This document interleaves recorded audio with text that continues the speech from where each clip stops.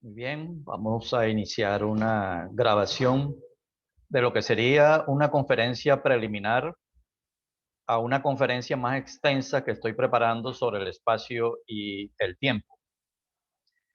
En esta ocasión vamos a hacer un ejercicio de resolver unas preguntas, 11 preguntas exactamente sobre el espacio y el tiempo. Esta conferencia entonces servirá como aperitivo para una conferencia que es mucho más extensa porque va a durar unas 2 horas que en las próximas semanas estaremos emitiendo. Por lo pronto, vamos a mirar estas preguntas que además ustedes van a encontrar en un texto que está colgado en el blog La Mirada del Búho, cuya dirección pueden observar en pantalla, conectados con el búho.blogspot.com. Este cuadro lo explicaremos más a fondo en la conferencia principal que daremos dentro de unas semanas. Y ahora nos vamos a concentrar en preguntas y respuestas sobre el espacio-tiempo. Mi nombre es Jorge Senior y la primera pregunta es la siguiente. ¿El espacio y el tiempo existen objetivamente o solo en nuestra mente?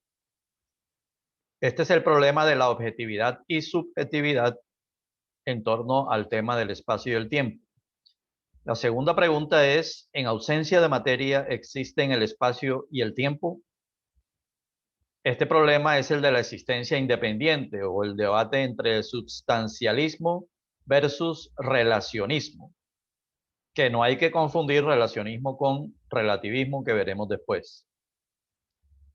Tercera pregunta, ¿el espacio-tiempo es discreto o continuo? Miren que aquí ya pasamos de hablar de espacio y tiempo a un concepto unificado que es espacio-tiempo, propio de la relatividad. Este problema es el de la microestructura cuántica. Cuarta pregunta, ¿el espacio y el tiempo son emergentes?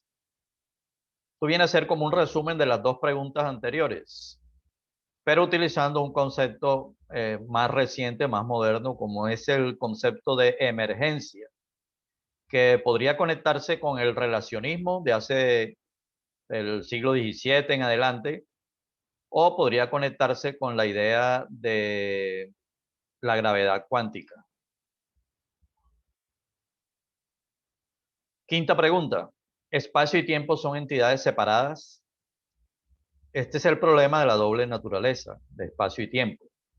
Ahora bien, si no son separables, si es una sola entidad, entonces, ¿en qué sentido son distintos?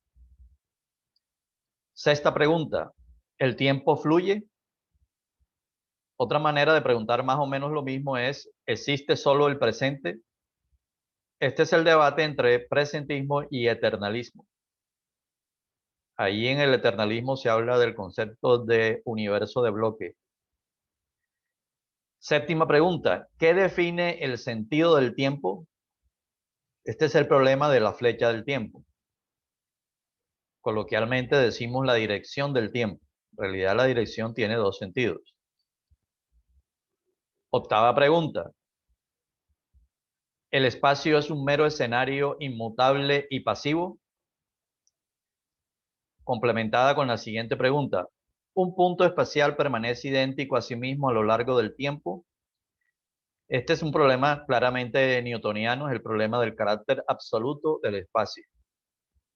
Pregunta 9. ¿El espacio-tiempo es de carácter material? Este es el problema de la naturaleza del espacio-tiempo. Y las dos últimas preguntas. La 10, ¿el tiempo fluye a un ritmo constante? La 11, ¿el tiempo propio fluye a un ritmo constante? No es la misma pregunta. En la 10 comparamos dos sistemas de referencia, por lo menos, y en la 11 nos quedamos en un solo sistema de referencia, el nuestro. Pasemos entonces a las respuestas. 11 preguntas, 11 respuestas. Primera pregunta, ¿el espacio y o el tiempo existen objetivamente o solo en nuestra mente?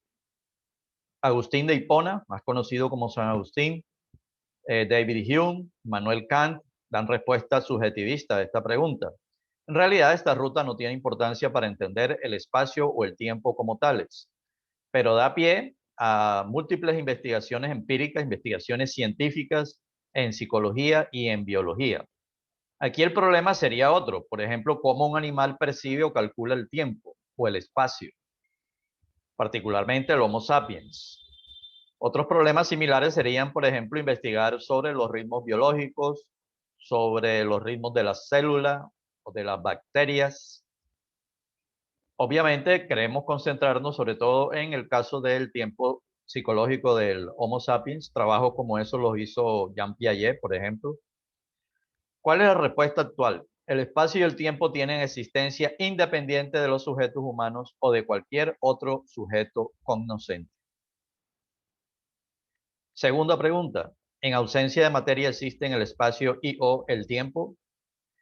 La respuesta relacionista es defendida, por ejemplo, por Aristóteles, Descartes, 1644, Leibniz, en su famoso debate con Clarke en 1715 y 16 hasta que se murió, Ernst Mach en 1883 en La ciencia de la mecánica. Por otra parte, Newton es sustancialista, es la contraparte de los anteriores, en su famoso libro Los Principios de 1687. Albert Einstein es influido, desde el punto de vista heurístico, por el relacionismo, para construir así la teoría de la relatividad especial en 1905 y luego la teoría general en 1915. Pero finalmente, tras el debate con Wilhelm de Sitter en 1916-1917, Einstein se torna sustancialista, más o menos hacia 1920 en adelante. Esto lo podemos ver, por ejemplo, en el libro El camino a la relatividad de Gottfried y Wren. Por su parte, Mario Bunge es relacionista, al menos así lo expresa en su libro Controversias en Física en 1983. Pero al parecer, según comenta el filósofo Gustavo Romero, cambió al final de su vida tras la detección de las ondas gravitacionales en septiembre de 2015. Precisamente cuando estábamos reunidos en Buenos Aires en el encuentro de filosofía científica en homenaje a él. Bueno, respuesta actual. El espacio-tiempo tiene existencia independiente de la materia. Vamos a la pregunta 3. ¿El espacio-tiempo es discreto o continuo? En física relativista se entiende el espacio-tiempo como un campo continuo. Al fin y al cabo, la relatividad es una teoría clásica, ¿no? Y ese es el conocimiento científico válido hoy por hoy, pero hay exploraciones en gravedad cuántica, por ejemplo, ver los libros de Carlos Rovelli, El orden del tiempo, la realidad no es lo que parece. Él trabaja en gravedad cuántica de bucles. Y aquí, en esta teoría que está en ciernes apenas en investigación, se apunta a una microestructura a nivel de la escala de Planck. Lo cierto es que la física relativista sí encuentra el límite en la escala de Planck, así como en las singularidades en el centro de agujeros negros y en el inicio del Big Bang. Respuesta actual. La relatividad general está vigente y no está probado que el espacio-tiempo tenga una microestructura, al menos por ahora. Seguimos a la pregunta 4. ¿El espacio y o el tiempo son emergentes? La visión relacionista puede entenderse como un enfoque emergentista, aunque el concepto emergencia es muy posterior, por ejemplo, a Leibniz y a todos los que sustentaron esta visión relacionista.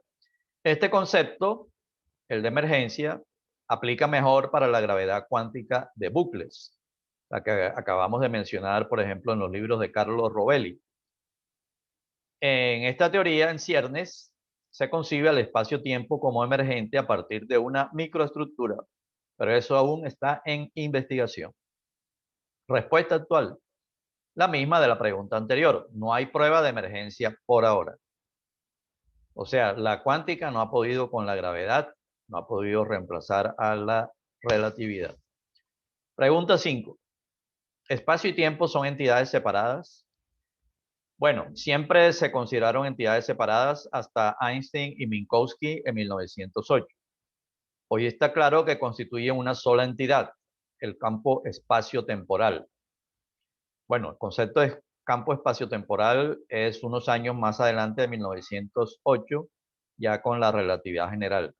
Pero el concepto de espacio-tiempo empieza con la conferencia Minkowski en 1908. Hoy está claro que constituyen una sola entidad, entonces. Así como electricidad, magnetismo y luz constituyen una sola entidad, el campo electromagnético. Más aún, espacio, el espacio-tiempo y gravedad son una sola entidad. Lo que antes eran tres entes diferentes, espacio, tiempo y gravedad, hoy son uno solo, acorde a la teoría general de la relatividad. Pero la inseparabilidad de fondo no niega que se trata de dos manifestaciones distintas. El espacio-tiempo es un continuo cuatridimensional, pero el tiempo, como cuarta dimensión, no es una dimensión espacial. El ente espacio-tiempo tiene una geometría física de 4 dimensiones, 3 espaciales y una temporal.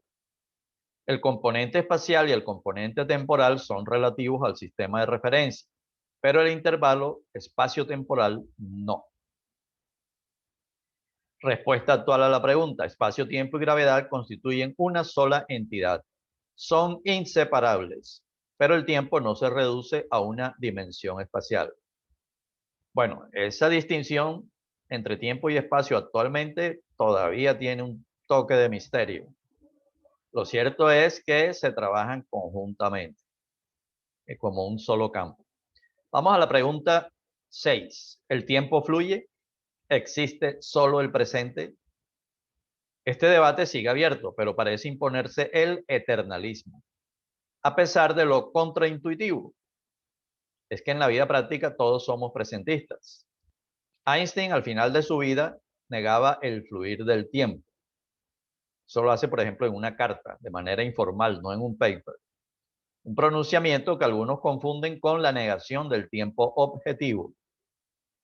Que el fluir del tiempo sea una ilusión no significa que el tiempo sea una ilusión. Ojo con eso.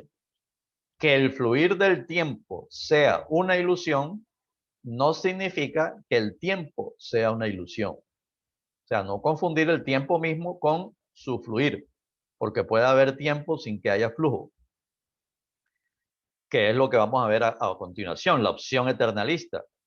La opción eternalista se expresa con la idea del universo de bloque o universo bloque, una idea al mejor estilo de Parménides. Según esta idea, existe el universo pasado-futuro, todo como un solo bloque. Respuesta actual: prefiero dejarla abierta. Esto no está definido ni mucho menos. Pregunta 7. ¿Qué define la dirección del tiempo? O sea, el sentido del tiempo, para ser más estricto. Hay dominios de la física donde la dirección, o sea, el sentido del tiempo es irrelevante. Es con el desarrollo de la termodinámica que aparece la flecha del tiempo, como si fuese una propiedad emergente. Sin embargo, hay fenómenos como la radiactividad o la expansión del universo y quizás ciertos fenómenos de los agujeros negros que también se presentan con un sentido unidireccional del tiempo. El asunto sigue siendo materia de debate, así que la respuesta actual, igual que la anterior, la dejamos abierta.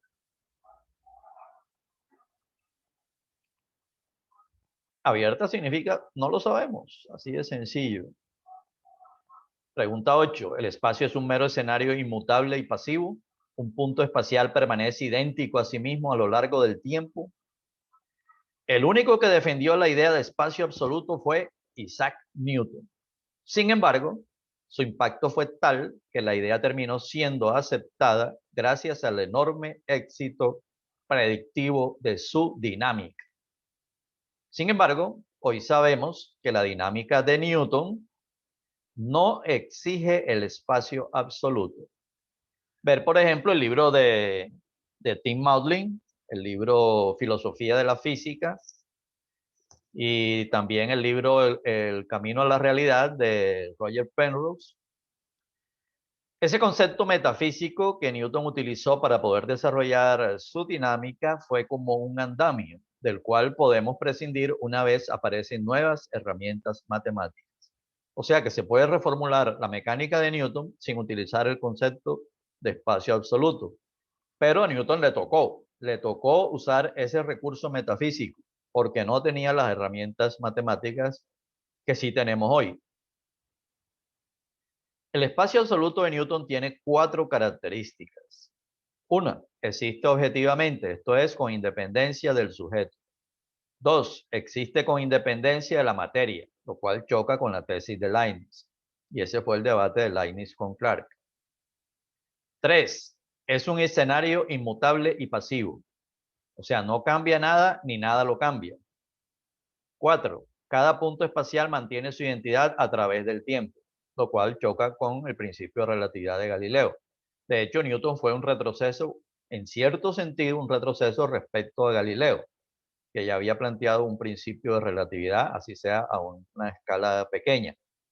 Newton vuelve al espacio absoluto o toma la idea del espacio absoluto y eso podría entenderse como un retroceso, pero fue necesario para avanzar. Esas son las paradojas, porque el camino en el descubrimiento científico nunca es en línea recta, no es una escalera y no es un algoritmo. La relatividad general no destruyó las 2 primeras características que ustedes pueden ver allí, pero sí la tercera. Y al parecer, la 4ª característica también la destruyó, como corresponde a los 3 principios de relatividad, el de Galileo, el de la relatividad especial y el de la relatividad general. Al menos esto es lo que yo entiendo en la tesis de Tim Maudlin, pero yo todavía tengo una duda que se relaciona con las ondas gravitacionales. O sea, yo le pondría un signo de interrogación a si la relatividad general acabó con el punto 4. Respuesta actual. De todas maneras, en general, la respuesta es contundente. La idea de espacio absoluto fue desechada totalmente. Sobre todo la del punto 3, la característica 3. Porque sabemos que la materia afecta al espacio-tiempo y el espacio-tiempo afecta la materia. Bueno, vamos a la pregunta 9. ¿El espacio-tiempo es de carácter material? Las ideas de espacio como éter aristotélico, extensión cartesiana, éter luminífero mecánico en el siglo XIX, estaban equivocadas en diversos aspectos. La idea de vacío, que viene desde los atomistas y fue defendida por Newton, triunfó. Triunfó en los siglos XVIII, XIX, hasta comienzos del XX. Pero la ironía es que hoy por hoy, tanto desde la física cuántica como la relativista, no existe un auténtico vacío. Y acorde a la teoría general de la relatividad, el espacio-tiempo es un campo energético, es decir, de carácter material. Respuesta actual, el espacio-tiempo es de carácter material. O sea que en un sentido ahí un poco vago, Descartes tenía razón. Pero en realidad Newton ganó porque Newton creó una dinámica efectiva con poder predictivo, funcional, que convenció a todo el mundo y que perduró durante 200 años y que todavía hoy se utiliza por efectos de su, digamos, su poder de predecir cuando la gravedad no es muy intensa, cuando las velocidades no son muy altas. No necesitamos recurrir a la relatividad, utilizamos a Newton y por eso los ingenieros lo utilizan hoy en día. Pregunta 10. ¿El tiempo fluye a un ritmo constante? La variabilidad en el fluir del tiempo siempre se pensó en términos subjetivos, como tiempo psicológico. Pero Einstein en 1905 mostró que el tiempo objetivo depende del movimiento, o sea, de la velocidad, con respecto al sistema de referencia que lo mide. Y con la relatividad general, o sea, años después, mostró que el tiempo depende de la gravedad. O mejor, que el tiempo intrínsecamente unido al espacio es la gravedad misma. Como dijimos antes ya. Pero también mostró que el tiempo propio no varía.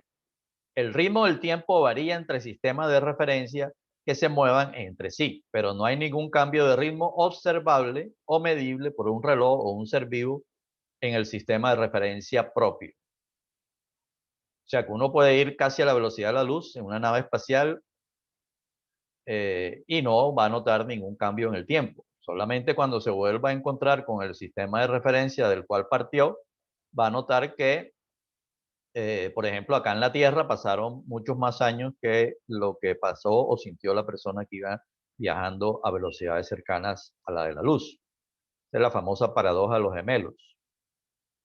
Y nada de eso tiene que ver con observadores, ¿no? Esto aplica para relojes, para sistemas de referencias. Respuesta actual: el tiempo no fluye a un ritmo constante.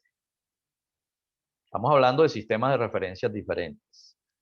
Ahora viene la pregunta 11. ¿El tiempo propio fluye a un ritmo constante?